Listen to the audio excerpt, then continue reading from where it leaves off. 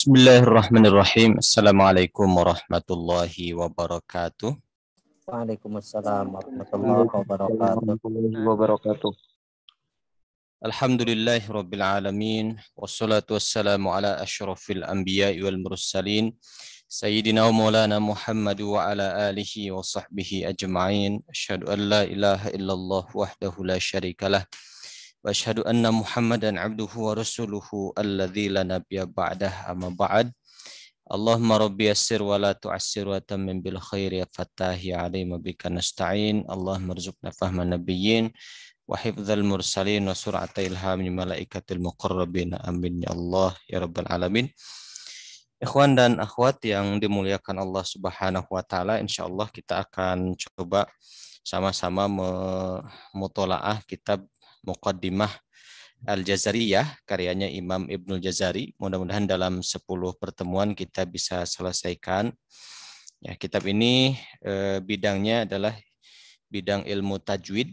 Ya, namanya Muqaddimah berarti pengantar bagi kita semua untuk bagaimana bisa mendalami ya ilmu tajwid agar lebih baik lagi cara membaca Al-Quran kita. Paling tidak secara teori kita mengetahui bagaimana seharusnya kita membaca Al-Quran dengan baik dan benar. Adapun secara praktek karena Quran ini riwayat, gitu, jadi kita tetap harus banyak talaki dengan para guru, dengan para asatidz, dengan para masyayikh gitu ya, supaya bacaan kita bagus. Tapi di kelas ini kita akan fokus kepada matan Al-Jazarinya saja insya Allah. Ini saya sudah buatkan slide-nya. Ya. Muqaddimah Al-Jazariyah. Kalau manzumahnya sudah di-share PDF-nya, nanti bisa di print ya, ataupun kalau ada rezeki bisa beli kitabnya, syarahnya sekalian bisa gitu insyaallah. Bismillahirrahmanirrahim. Kita akan mulai Muqaddimah Jazariyah ini. Untuk mengambil berkah kita mulai dengan membaca ini biografinya beliau, biografinya Imam Jazari. Bismillahirrahmanirrahim. Nah, ini biografi ringkas ya dari Imam Ibnul Jazari. Ya, mengenai kelahiran Imam Ibnul Jazari. Jadi nama beliau adalah Muhammad bin Muhammad bin Muhammad bin Ali bin Yusuf. Ya, dipanggilnya dengan Ibnul Jazari. Jadi orang Arab biasanya namanya itu kadang-kadang sama gitu antara ayah dan anak dan kakek gitu. Seperti Muhammad bin Muhammad bin Muhammad Al-Ghazali At-Tusi gitu. Muhammad bin Muhammad bin Muhammad bin Ali bin Yusuf Ibnul Jazari. Dan juga beliau seperti itu. Kemudian kunyah atau kunyah itu panggilan dengan abu atau ummu gitu. Itu namanya kunyah. Kunyah beliau adalah Abul Khair Syamsuddin Ad-Dimashqi. Dimashqi itu tempat lahir beliau. Beliau orang Syria ya. Damaskus. Kemudian Asy-Syirazi. Syiraz itu tempat wafat beliau di Syiraz, Iran, daerah Iran. Atau Persia lebih tepatnya. Syirazi. Kemudian Asy-Syafi'i, madhab fikih beliau adalah madhab Asy-Syafi'i. Gitu. Kemudian dipanggil dengan sebutan Ibnul Jazari, itu satu nisbat kepada kakek buyut beliau gitu yang asli dari sebuah daerahnya Ibnu Umar di Damaskus, namanya Al-Jazari gitu. Tapi Ibnu Umar ini bukan sahabat Ibnu Umar ya, tapi seorang yang memang menjadi amir, jadi pimpinan di tempat itu. Maka dikenal Ibnu Umar itu dikenal di situ. Nah, Jazirah itu ada di belakang Sungai Dajlah di wilayah Turki sekarang. Ya. Tapi julukan beliau seperti itu Al-Jazari, tapi beliau sendiri lahir dan besarnya di Damaskus gitu. Kemudian ayahnya, ceritanya ayahnya itu seorang pedagang dan belum punya putra, kemudian berhaji, kemudian minum air zam-zam dengan niat supaya berharap mudah-mudahan Allah memberikan keturunan yang soleh, yang ahlul Quran. Ternyata Allah kabulkan. Gitu. Makanya kalau kita minum air zam-zam sunnah berdoa apa saja yang baik-baik. Gitu. Begitu. Nah, baru di tahun berikutnya, setelah ayahnya berhaji, di malam Sabtu tanggal 25 Ramadan ya, di tahun 751 Hijriah, setara dengan tahun 1350 Masehi di Damaskus, ya, beliau lahir.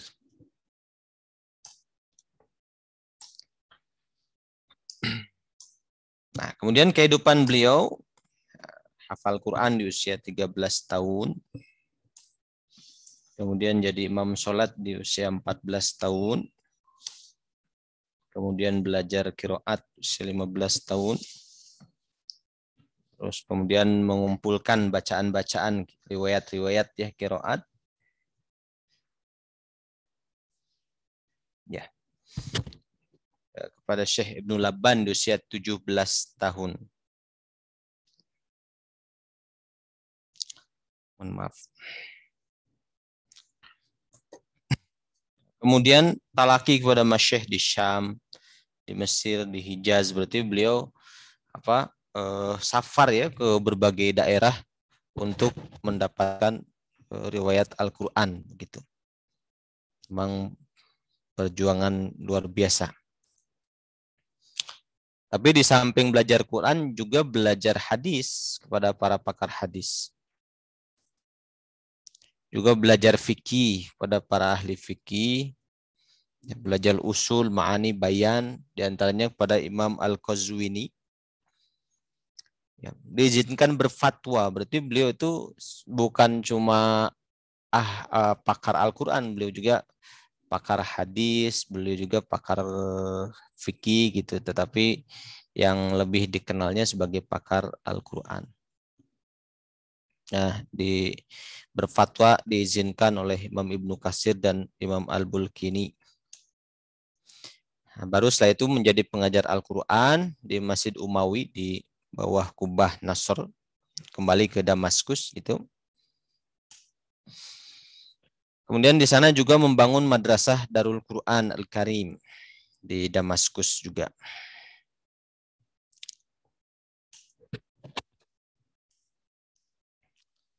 Kemudian mengunjungi negeri Rum untuk berdakwah, disambut dengan baik oleh Sultan Bayazid, Bayazid ibn Utsman, bermukim di sana, terus menulis kitab An-Nashr fi Qiraat Al-Ashr. Tahun 805, Jenderal Taimur Leng, seorang jenderal dari bangsa Tatar, bangsa Mongol, ya. Jadi unik gitu, bangsa Mongol itu awal masuk ke dunia Islam itu menghancurkan Baghdad, itu belum Islam, tapi setelah lama-lama berinteraksi jadi penguasa di sana, jadi Muslim semua. Nah, Jenderal Taimur Leng itu menyerang Rom, ya, terus menguasai wilayah itu. Tapi Imam Jazari itu dibawa ke satu daerah Samarkand, ya daerah Persia gitu. Atau kalau enggak Khurasan ya. Terus ngajar Quran di sana. Terus pindah-pindah ke Hiro, ke Yazid, ke Aspahan, Siraj untuk ngajar ya. Gitu. Jadi ulama-ulama besar, walaupun ada konflik politik antara Sultan Bayazid dan Timur Leng gitu, tetap tidak diganggu gitu, tapi dihormati, ya, ditempatkan di tempat yang memang diperlukan di situ seorang pengajar. Terus di Anizah beliau mengarang kitab Ad-Durrah Al-Mudhi'ah fil Qiraat Thalath Al-Mardiyah. Terus berhaji ke Madinah, dan di Madinah beliau menulis Thayyibah an-nashr fi qiraat al-ashr. Ya. Kemudian wafat di kota Shiraz akhirnya ya di hari Jumat pagi pada tanggal 5 bulan Rabiul Awal tahun 833 Hijriah. Ya, dan dimakamkan di area Madrasah Darul Quran yang beliau dirikan. Berarti sudah mungkin lebih dari 500 tahun begitu ya beliau meninggalkan kita, tetapi karyanya masih menjadi jariah, dibaca oleh semua orang yang belajar Al-Quran itu mesti melewati kitab itu gitu, kitab Jazari ketika ingin paling tidak menjadi pengajar Quran gitu. Itu jadi berkahnya luar biasa karya beliau. Ya. Dan ada tambahan dalam syarahnya yang di syarahannya Syekh Aiman Rusdi Suwaid, beliau itu tidak pernah meninggalkan sholat malam, terus saum Senin Kemis dan Ayyamul Bid.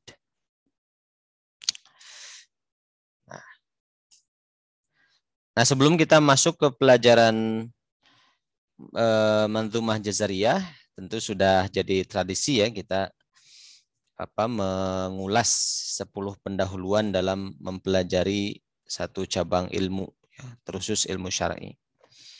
Jadi ada 10 pendahuluan di dalam ilmu tajwid, dikenal dengan mabadi asyroh. Ya, min ilmi tajwid, mabadi asyroh, pendahuluan yang 10 dari ilmu tajwid.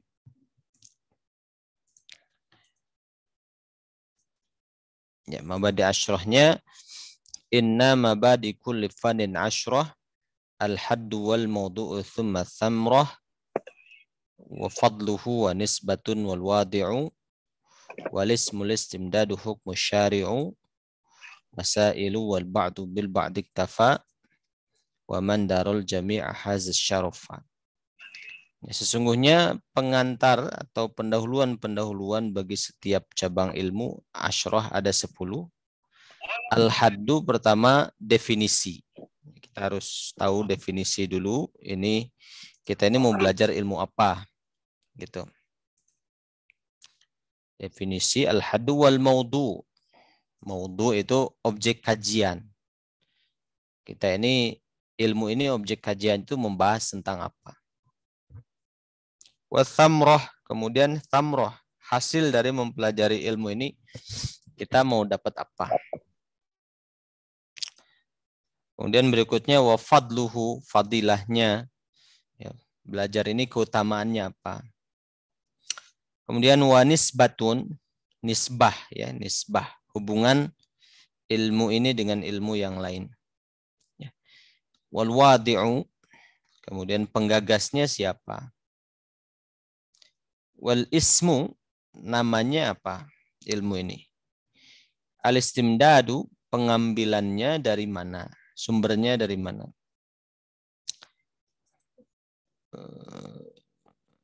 Hukum syari'u, hukum syari' itu al-hukmu syari'u, hukum syariat itu bagaimana memandang ini. Kemudian masailu, masalah-masalah yang dibahas apa saja. Jadi 1 al-haddu, 2 al-mawdu'u, 3 thamrah, hasilnya, 4 fadilahnya, 5 nisbat, hubungan dengan ilmu yang lain, 6 wadi, penggagasnya siapa, 7 al-ismu, namanya ilmu apa, 8 al-istimdad, pengambilannya dari mana, yang ke-9 hukum syari', pandangan syariat terhadap ilmu ini seperti apa, yang ke-10 masail, ya, masalah-masalah yang dibahasnya itu berkenaan dengan apa. Wal ba'du, dan sebagian ulama bil ba'di, dengan sebagian dari 10 itu tadi iktafa, mencukupkan. Jadi ada sebagian ulama yang ketika menjelaskan tidak sampai 10, cukup mungkin ada 5 ataupun 6 gitu. Jadi tidak sampai 10. Tidak masalah. Waman, dan barang siapa daro, yang memahami al-jami'a, semuanya, haza, maka dia memperoleh asyarafa, kemuliaan. Jadi 10 ini akan kita bahas di malam pertama kita ini, pengantarnya 10. Kita mulai dari yang pertama, al-haddu, definisi. Haddu, definisi ilmu tajwid. Nanti insya Allah di-share ya ininya apa?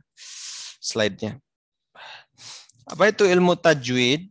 Ya, at-tajwidu fil lughah masdaru jawwada. Nah, secara bahasa tajwid itu adalah masdar dari jawwada. Jawwada yujawwidu tajwidan. Maksudnya adalah hasana, membaguskan. Pokoknya secara bahasa kadar-kadar orang membaguskan sesuatu ya berarti disebut tajwid gitu. Misalnya jawwada Zaidun thawbahu tajwidan. Zaid benar-benar membaguskan pakaiannya. Pokoknya kadar-kadar membaguskan itu sebut tajwid menurut bahasa. Ya. Tajwid idzan maknahu at-tahsin. Kalau gitu tajwid itu maknanya itu tahsin, membaguskan. Ya. Makanya kita sering dengar ya sinonim sih sebenarnya memang sering dengar istilah kita belajar tahsin. Itu sama dengan belajar tajwid sebetulnya. Karena memang sinonim. Ya secara bahasa membaguskan, tapi secara istilah jadi kata membaguskan tajwid ini dipinjam menjadi satu istilah khusus dalam ilmu ini, namanya ilmu tajwid. Apa itu tajwid? Tajwid itu ikhraju kulli harfin min makhrajihi. Jadi mengeluarkan setiap huruf dari makhrajnya. Itu kita harus tahu bagaimana cara mengeluarkan huruf ain, huruf kha, ghain, fa, sya, so, sin gitu. Jadi tempat-tempatnya itu sebelah mana saja. Ya. Mengeluarkan setiap huruf dari tempatnya, tempat keluarnya, disertai i'ta'ihi, memberikan kepada huruf itu haqqahu, haknya, wa mustahaqqahu, dan mustahaknya. Jadi ada 3 ya. Jadi ada 3. Pertama, mengeluarkan huruf dari tempat makhrajnya. Selain mengeluarkan dari makhrajnya juga memberikan haknya yang kedua. Yang ketiga memberikan mustahaknya. Ya. Apa itu hakul huruf? Hakul harfi itu adalah makhrajuhu, makhrajnya. Juga sifatnya, allati la tufariquhu, yang sifat yang tidak berpisah dengan makhraj itu. Seperti tidak berpisah dengan huruf itu, afwan. Seperti sifat hamas gitu, jahr, qalqalah, dan lain-lainnya. Sifat hamas, sifat jahr, rukhawah, dan seterusnya. Gitu. Tebal, enggak tebal tipis, enggak. Itu mustahak. Mustahaqquhu, sedangkan mustahak itu sifatul lati yusaful harfu biha ahyanan. Jadi sifat yang satu huruf itu disifati dengan itu kadang-kadang, tapi ya. Misalnya apa? Misalnya hak huruf itu sifat yang selalu ada. Kalau mustahak sifat yang kadang ada, kadang tidak. Hak huruf itu seperti nun punya sifat gunnah, ya, keluar dari hidung. Nun itu punya sifat gunnah. Nah, ini selalu kalau kita baca nun itu mesti tidak bisa tidak, mesti ada sifat gunnah. Ada sengau gitu ke hidung gitu, karena memang itu hak huruf, sifatnya begitu, tidak bisa tidak. Tidak bisa dipisahkan. Nah, kalau mustahak, sifat yang kadang ada, kadang tidak, seperti misalnya ikhfa. Ikhfa kan nggak mesti ada gitu, tapi pada huruf-huruf tertentu saja. Nun mati ketemu apa? Idhar gitu kan. Nun mati ketemu apa? Itu dan seterusnya. Jadi atau tebal dan tipis. Kadang itu kan tebal tipis kan pada satu waktu tebal, waktu yang lain tipis gitu. Seperti ro gitu kan, kadang tebal, kadang tipis. Itu namanya mustahak. Berarti namanya tajwid itu kita mengeluarkan huruf dari makhrajnya, satu. Yang kedua, kita menyertakan makhraj ini dengan sifat yang senantiasa ada pada huruf tersebut. Itu namanya hak huruf. Yang ketiga, mustahaknya itu sifat yang kadang memang harus ada, kadang-kadang juga harus tidak ada gitu. Jadi yusaful harfu biha ahyanan wa tufariquhu ahyanan. Kadang-kadang huruf itu disifati dengan itu, kadang-kadang juga enggak. Seperti katafkhim wa tarqiq binisbati lirra, sehubungan dengan ro. Ya kalau ro-nya katakanlah sebelumnya itu ketika ro waqaf sebelumnya kasroh, ya dia jadi tipis. Zurtumul maqabir, tipis. Kalau sebelumnya fathah atau dhammah, ro-nya ya jadi tebal. Misalnya alhaakumut takatsur, tebal. Fahiya sifatun aridah, ya yang disebut sifat mustahak yang kadang datang kadang tidak, itu namanya sifat aridah. Ta'ti 'alal harfi wa tazulu anhu. Datang pada satu huruf dan pergi juga dari huruf itu. Datang dan pergi, itu namanya mustahak atau sifat aridah gitu. Jadi definisi tadi itu. Definisinya 3. Mengeluarkan huruf dari makhrajnya, 1. Kemudian disertai melaksanakan haknya dan mustahaknya. Ya, tadi sudah sebutkan hak dan mustahak itu seperti apa. Ini yang pertama al-haddu, definisi ya. Kita akan belajar tentang berkisar tentang itu.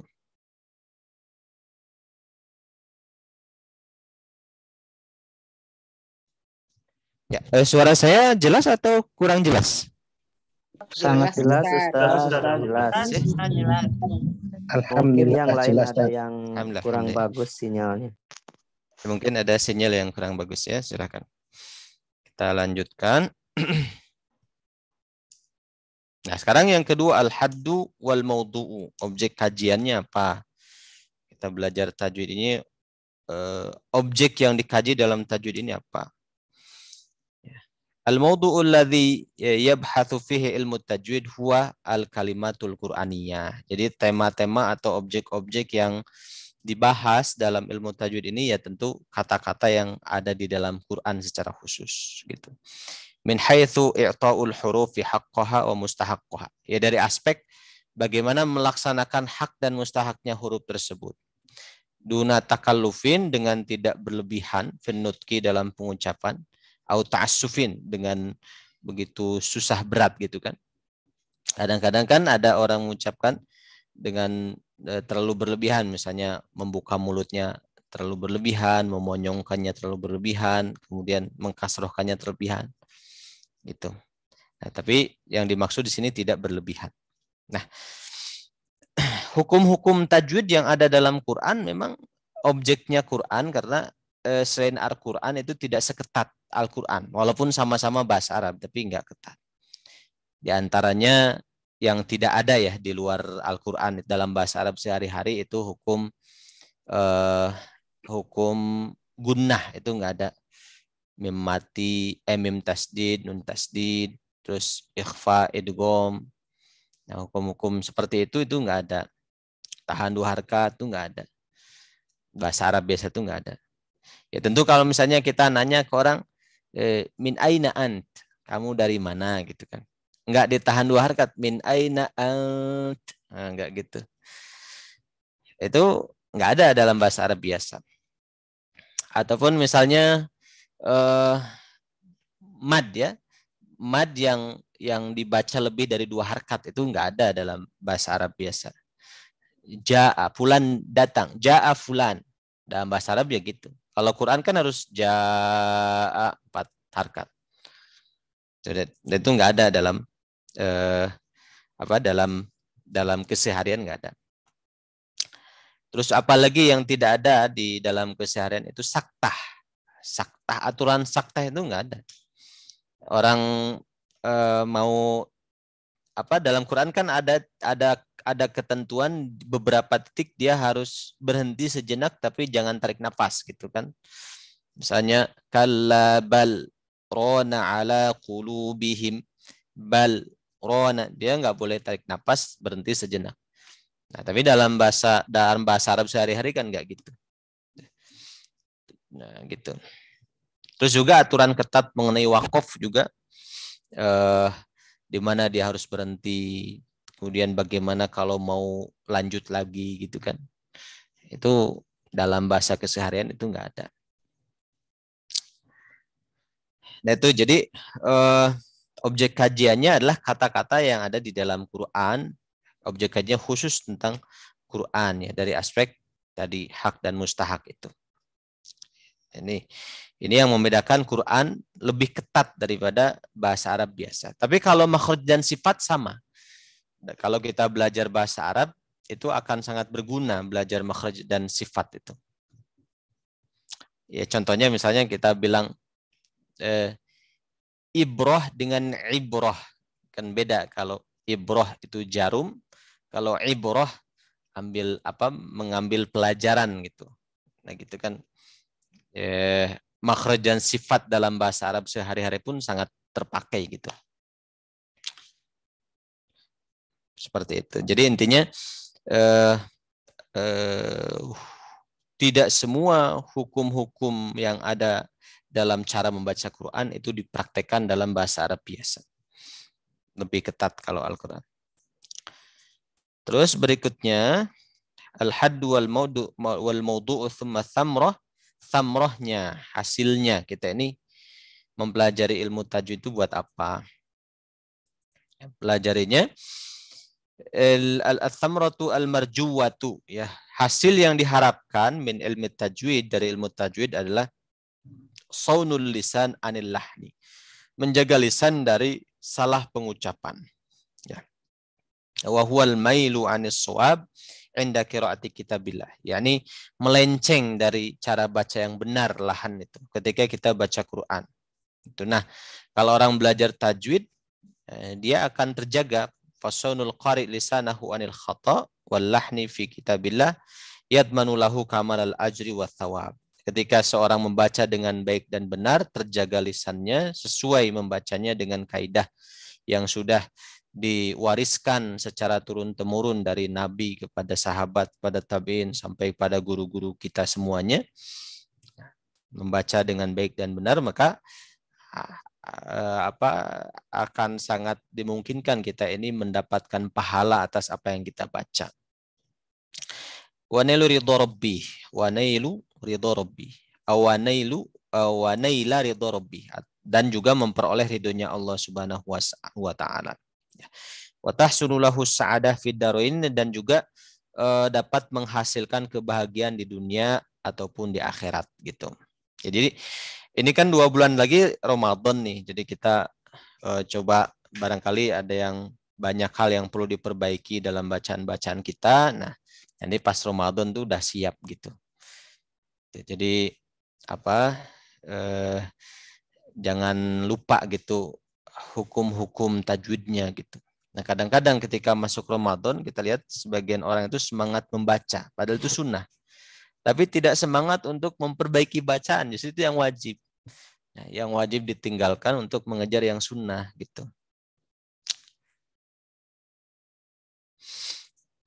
Itu ya, jadi hasilnya menjaga dari lahan, kesalahan membaca Al-Quran. Nanti lahan itu ada khofi, ada lahan khofi itu lahan yang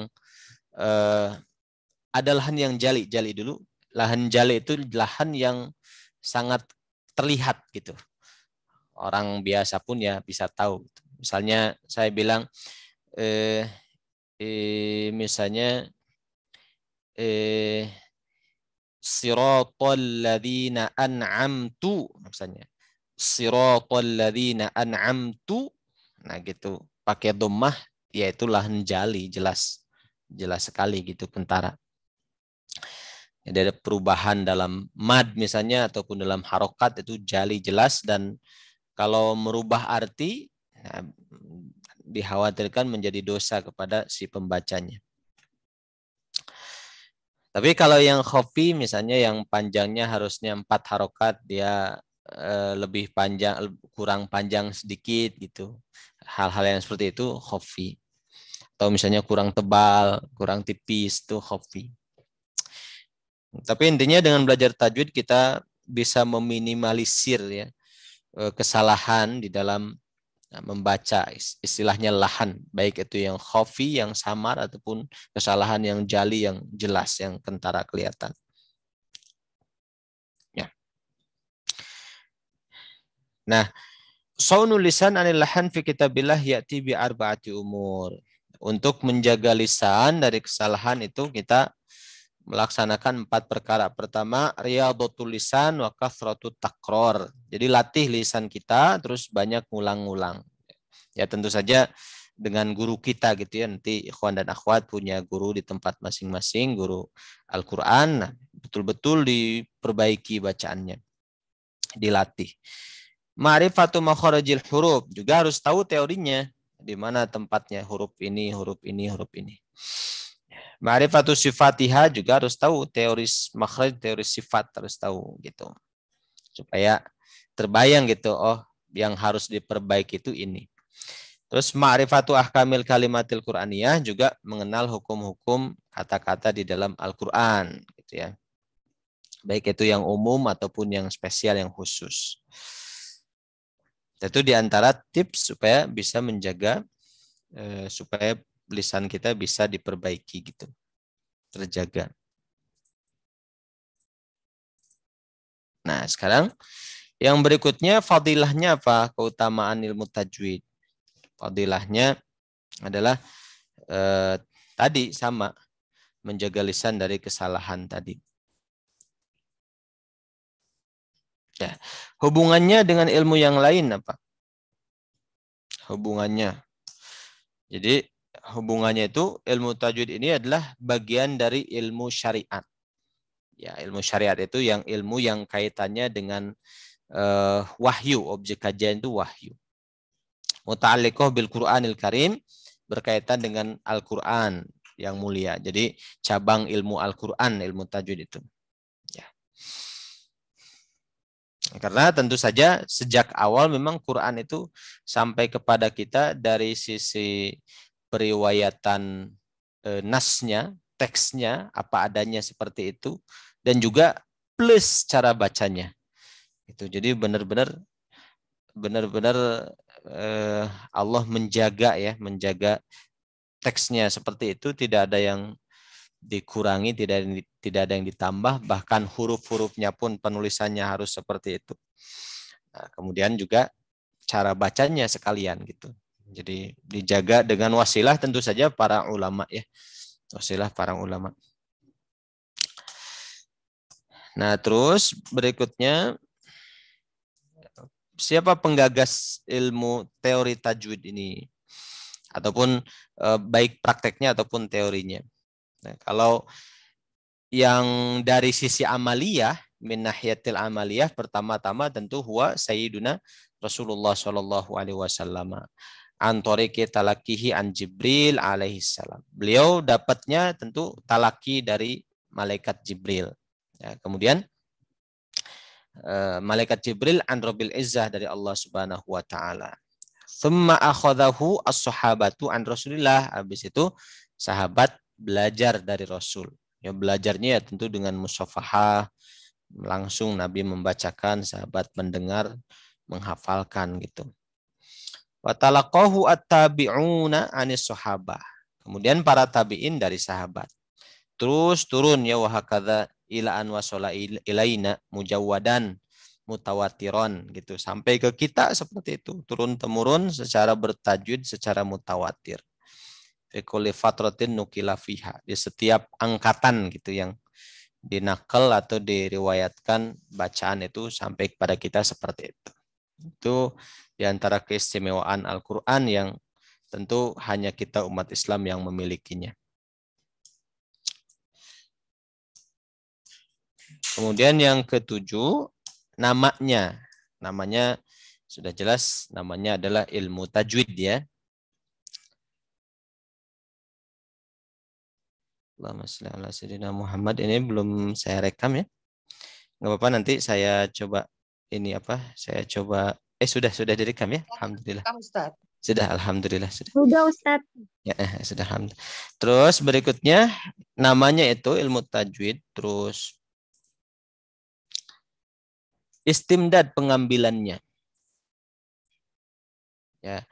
Istamadda ahlul ada wal ulama wa ulama'ul qira'at hadzal ilma minal kaifiyatil lati aqra'ah biha Jibril Rasulullah sallallahu alaihi wasallam. Jadi para ulama mengambil ilmu ini berdasarkan cara-caranya Nabi ketika membaca di hadapan malaikat Jibril. Ya, qara'a bihan Nabi, bagaimana Nabi membaca membaca tata cara membacanya tersebut seperti apa. Ya. Nah, cara ini wasolat ilaina antoriki sahabah, sampainya kepada kita itu dari jalan para sahabat, kemudian tabi'in, kemudian para qurra ya, ahli tilawah wal ada ya, al muttasil sanaduhum, yang sanadnya itu bersambung sampai Sayyidina Rasulullah sallallahu alaihi wasallam gitu. Itu jadi mengambil secara bersanad dari guru-gurunya sampai Rasulullah sallallahu alaihi wasallam. Yang ke-9, pandangan hukum syariat terhadap mempelajari ilmu tajwid. Nah, ini agak panjang. Laqad aujaba syar'u al-hanifu ala kulli man yuridu an yaqra al-Qur'an.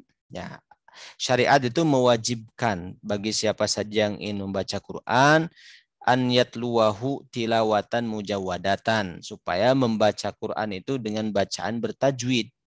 Ya.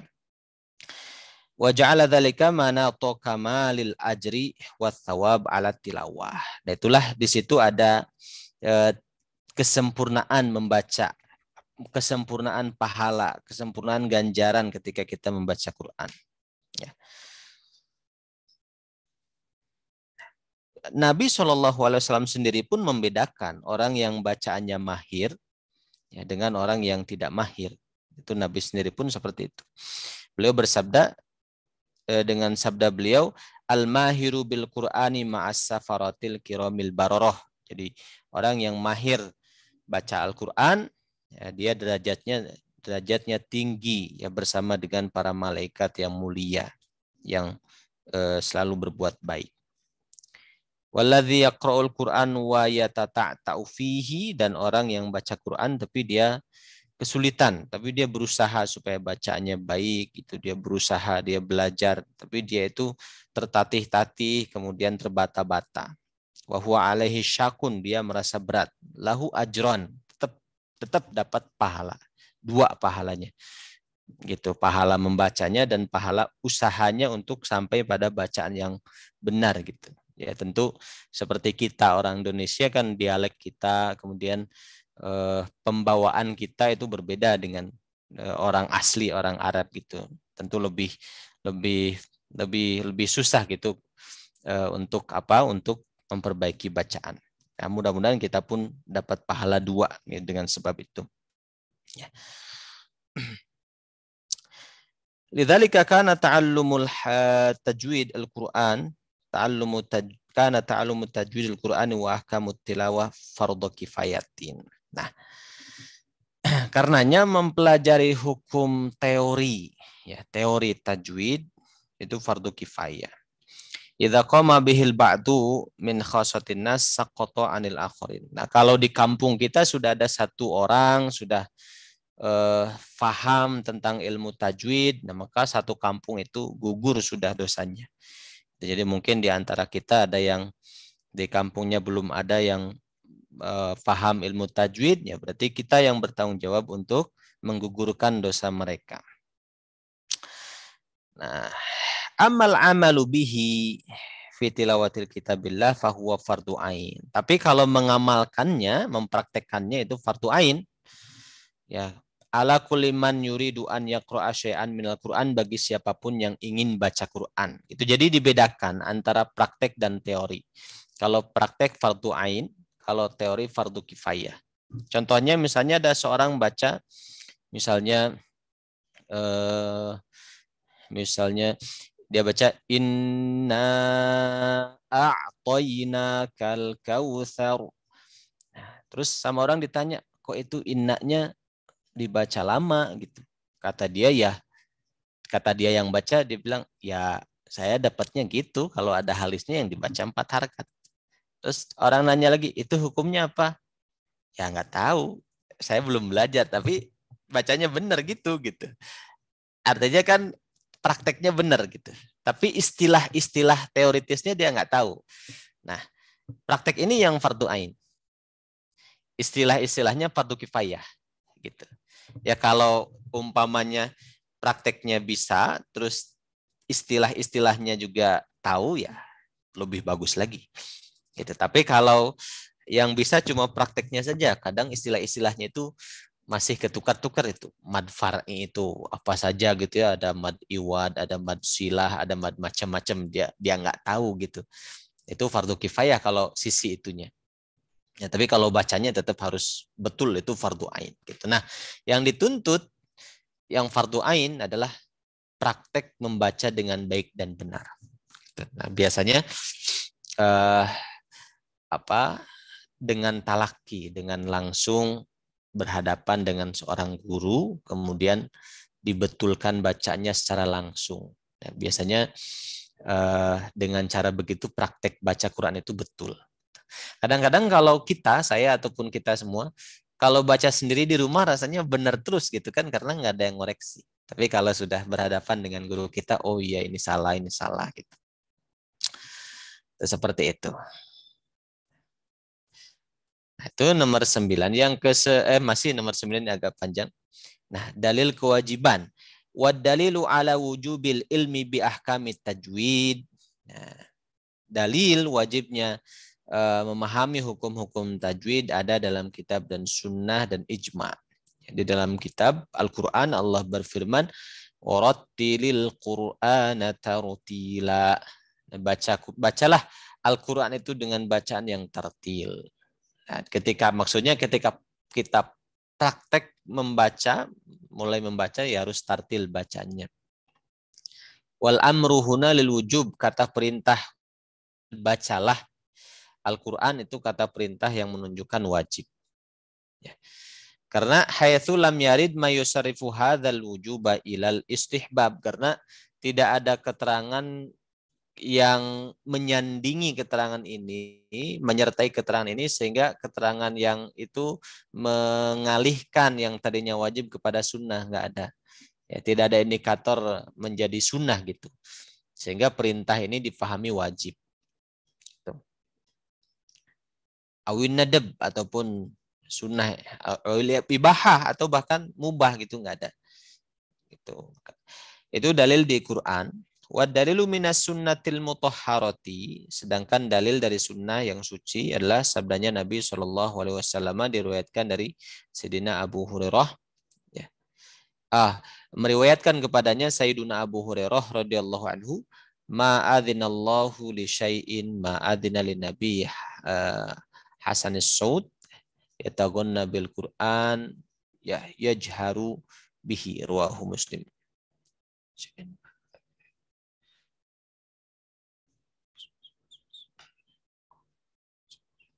Ya, ini kita biarkan dulu ya, nanti saya jelaskan syarahnya nanti. Saya belum melihat syarahnya. Juga telah tetap dari Ya'la bin Mamlak annahu, beliau bertanya kepada Ummu Salamah, istrinya Baginda Shallallahu alaihi wasallam, tentang bacaannya Nabi. Wa sholatahu, dan tentang sholatnya Nabi. Ya, wa sholatihi, dan tentang sholatnya Nabi. Maka istri Nabi menjawab, malakum wa sholatuhu. Ya, kamu itu ya siapa dibandingkan sholatnya Nabi gitu. Kana yusolli thumma yanamu qadroma sholla thumma yusolli qadroma nama. Beliau sholat, kemudian thumma yanamu qadroma sholla thumma yusolli qadroma nama thumma yanamu qadroma sholla hatta yusbihu. Ini juga nanti saya carikan syarahnya, takut salah. Wa na'atat lahu qira'atahu. Kalau ini pernah baca. Dan beliau, istrinya Nabi, mensifatkan cara baca Qur'annya Nabi. Fa'idha hiya tan'atu qira'atan mufassaratan harfan. Jadi Nabi itu disifati bacanya oleh istrinya bacanya itu mufassaratan harfan-harfan, dibaca dengan jelas setiap hurufnya itu. Jadi betul-betul jelas huruf-hurufnya itu. Ya. Ya, nanti yang dilewat-lewat keterangan-keterangannya akan disyarahkan minggu depan insyaallah ataupun di-share di grup. Wa hadzal hadits yadullu ala anna tahsinal qiraati wa tajwidaha min sunanin Nabi sallallahu alaihi wasallam. Itu jadi membaguskan bacaan, membaguskan tajwid itu sunnahnya baginda Nabi sallallahu alaihi wasallam. Gitu. Nah, ini juga bukan menyalahkan ya, ini bukan menyalahkan tetapi ya, kalau bicara prioritas gitu. Kadang-kadang mungkin seperti saya ataupun sebagian orang mengatakan, oh pakaian saya ini harus sunnah, misalnya pakai jubah gitu atau pakai imamah. Gitu. Tapi lupa gitu memperbaiki bacaan Quran itu bukan salah pakaiannya, tapi prioritasnya gitu. Harusnya yang diprioritaskan itu seperti baca Quran, perbaiki gitu. Dua-duanya gitu lebih bagus malah. Nah, itu diantaranya.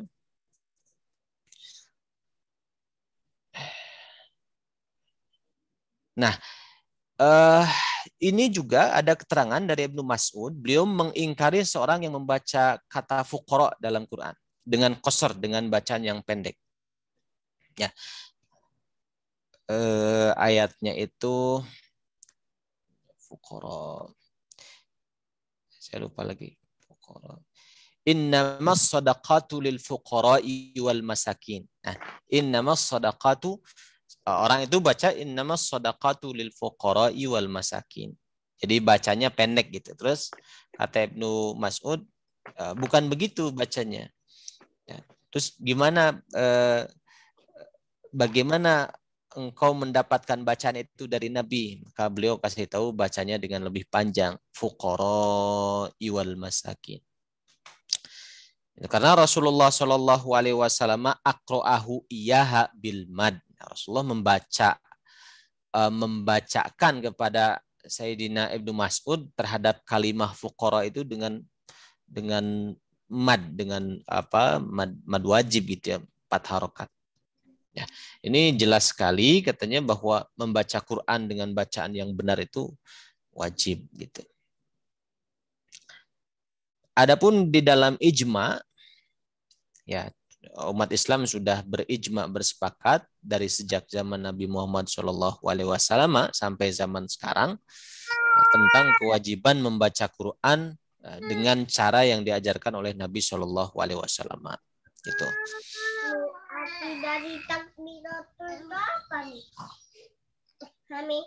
Nah, di sini walidzalika la yajuzu li ayyi qari'in an yatluwar Qur'ana bi ghairi tajwid. Makanya enggak boleh kita ini baca Quran dengan tidak bertajwid. Ya. Takbir yang pertama. Habis itu ya.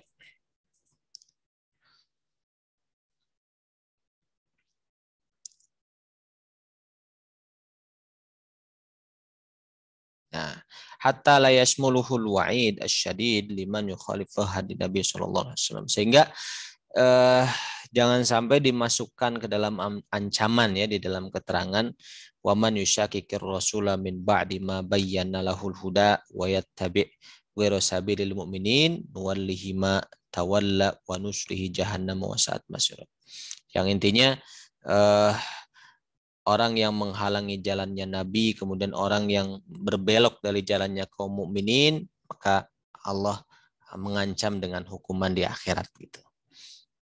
Ya, berarti kalau sengaja tidak mau belajar tajwid, kemudian malah bacaan-bacaan yang salah dibiarkan, gitu berarti sudah menyimpang dari jalannya kaum muslimin. Ya.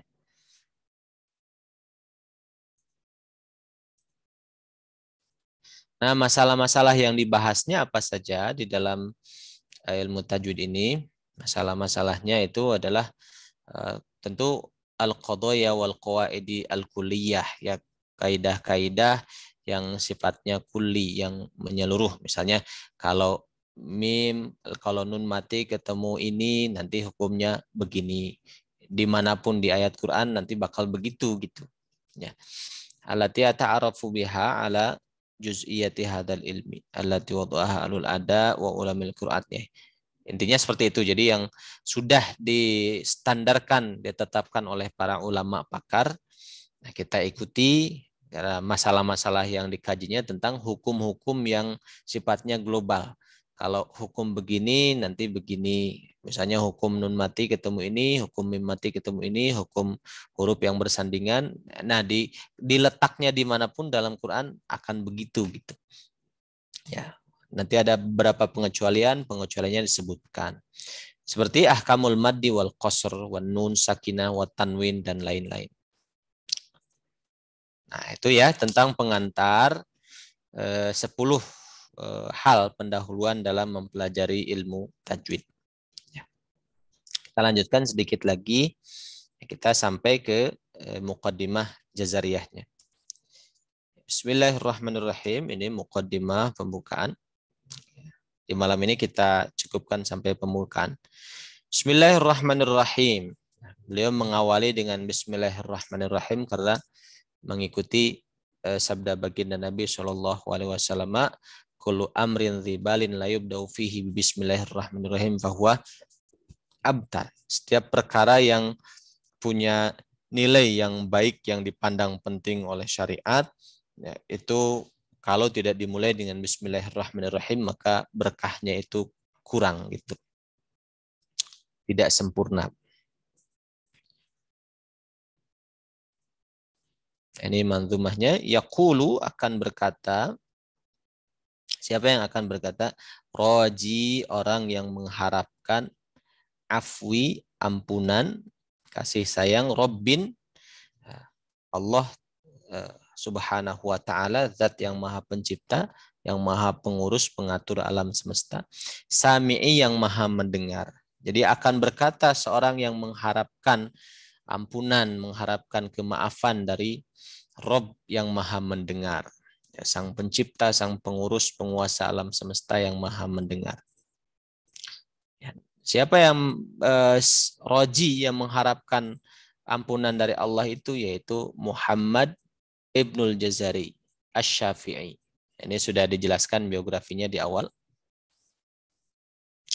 Alhamdulillah, segala puji itu tetap milik Allah. Wassallallahu, dan semoga tambahan rahmat dari Allah ala nabiyhi, semoga terlimpah kepada nabinya Allah subhanahu wa ta'ala, wa mustafahu, dan orang pilihannya. Muhammadin, yaitu Nabi Muhammad sallallahu alaihi wasallam, wa alihi, dan keluarganya Nabi Muhammad, wa sahbihi, dan para sahabatnya Nabi Muhammad. Mukadimahnya tidak terlalu diperinci ya. Wa muqri'il Qur'ani, dan juga semoga tambahan rahmat kasih sayang dari Allah terlimpah juga selain kepada Nabi, pada keluarga, pada sahabat, juga kepada muqri, seorang yang mengajarkan Al-Qur'an ya. Ma' muhibbihi, serta pecintanya, muhib ya. Jadi orang yang mungkin dia nggak begitu mahir tapi dia senang dengar, senang bareng, senang belajar gitu. Itu muhib. Makanya ada satu ungkapan kata Imam Ghazali, jadi kita ini harus jadi orang yang alim gitu kan, orang yang mengajar. Kalau nggak bisa ngajar, kita ini harus jadi pelajar. Kun aliman au muta'aliman, pelajar. Ya. Pelajar itu ya bawa alat tulis gitu, bawa kitab, terus kita kasih catatan-catatan, ngapalin, memahami gitu. Kalau nggak begitu, kun mustami'an, jadi pendengar. Datang ke majelis ta'lim, ya walaupun nggak bawa tulis, duduk dengar dapat berkah, itu yang ketiga, masih bagus.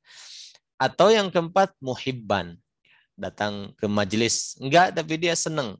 Dia senang dengan majelis-majelis, dia dukung gitu. Dia infak untuk kajian gitu di masjid-masjid, ataupun kalau di daerahnya suka ada pengajian ibu-ibu, bapak-bapak, dia dukung dan sebagainya. Biasanya sekarang ramai misalnya seperti kajian subuh ataupun Kan suka ada gitu ya, ada habis itu makan-makan itu para muhibbin, para penggemar, para pecinta taklim itu mereka infak gitu. Itu pun bagus.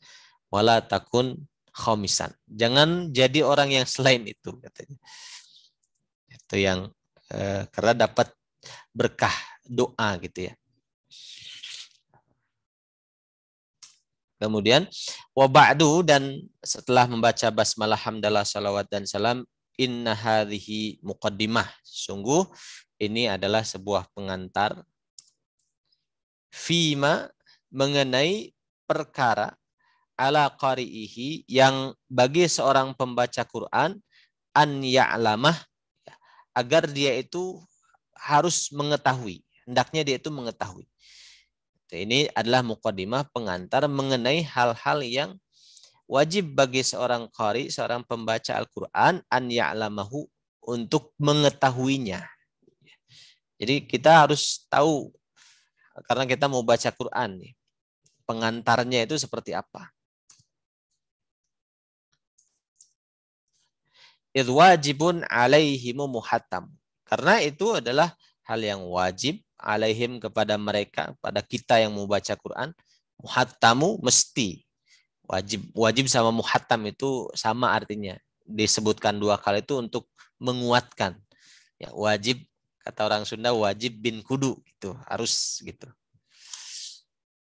Qabla syuru'i, sebelum kita mulai mau baca Quran, awalan an ya'lamu, hendaknya mereka itu tahu. Maksudnya kita, para pembaca Quran, hendaknya tahu. Yang pertama, makharijal hurufi was sifati. Makharijal huruf harus tahu, was sifati, sifatul huruf harus tahu. Liyantiku, supaya mereka mengucapkan bi afsahil lugati, dengan bahasa yang paling fasih, maksudnya bahasa Arab. Ya. Dengan bahasa Arab, bahasa Al-Quran gitu yang paling fasih. Nah, juga itu yang pertama, tahu makharijal huruf, juga sifat. Juga supaya mengetahui muharrir tajwid, jadi seorang yang meneliti, seorang yang mendalami ilmu tajwid, ya. Bukan cuma makhraj dan sifat, masih ada bagian-bagian lain dalam ilmu tajwid. Wal mawaqifi, juga supaya mengetahui mawaqif, tempat-tempat al-waqfu wal ibtida, di mana dia harus berhenti, di mana dia harus mulai gitu. Karena berhenti dan mulai pun ada pengaruhnya ke makna. Misalnya dulu pernah belajar sama Ustadz Hanofa, itu bagus beliau mencontohkan kalau ada bahasa Indonesia seperti begini. Ibu makan, tikus mati, gitu kan. Beda dengan ibu makan tikus mati.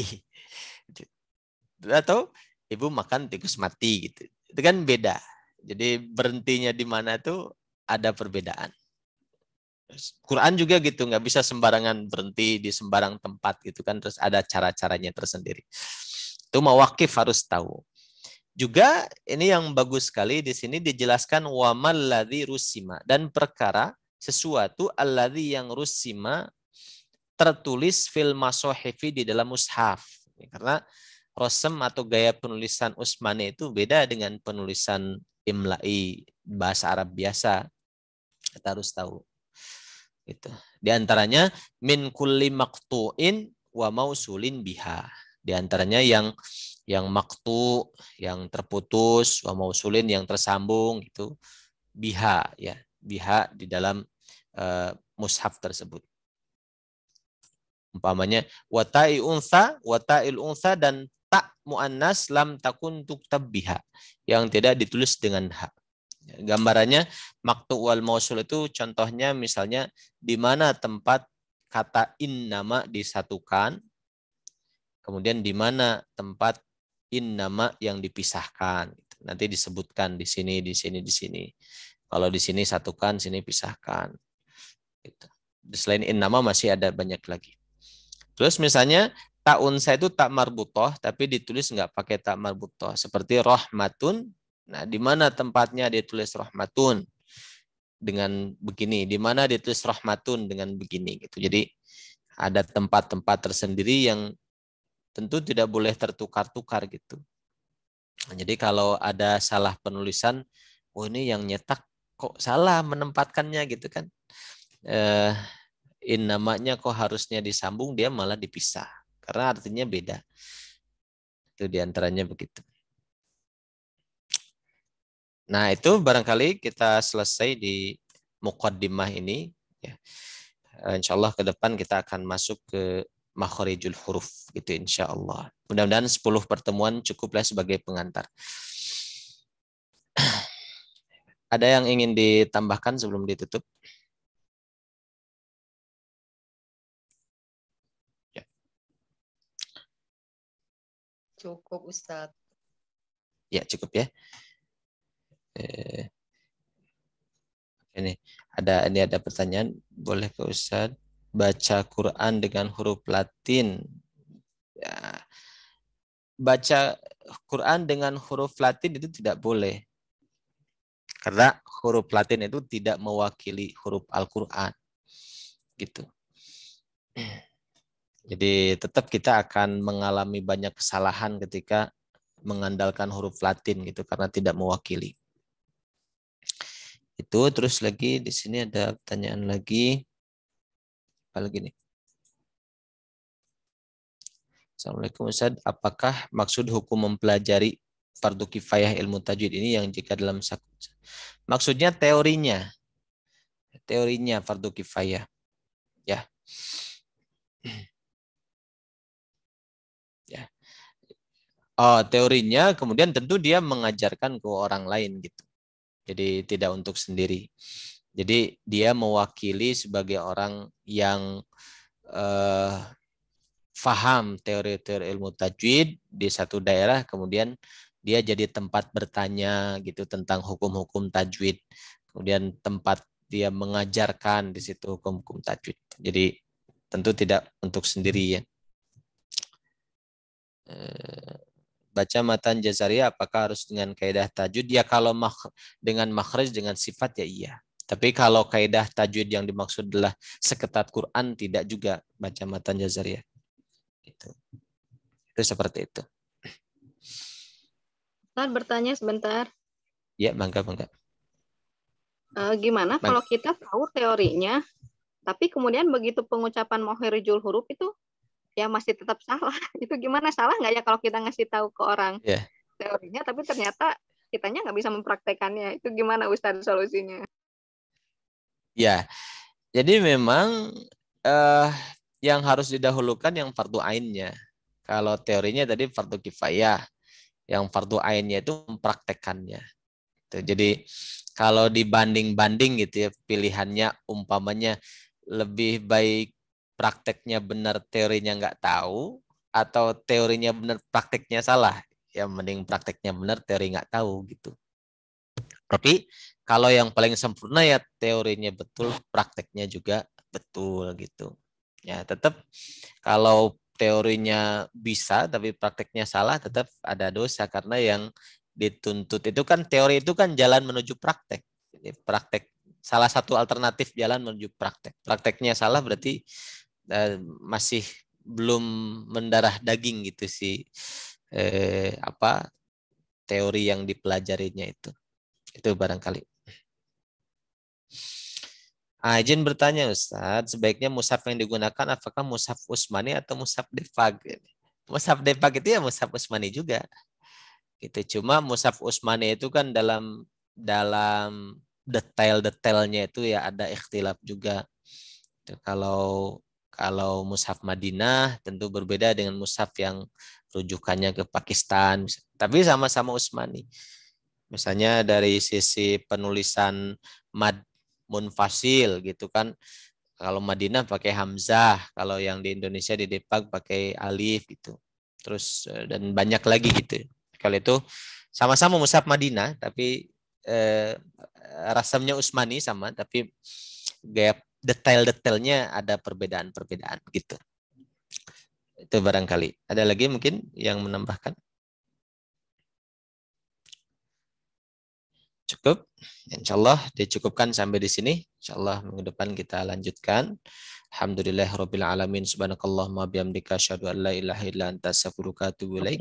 Wassalamualaikum warahmatullahi wabarakatuh.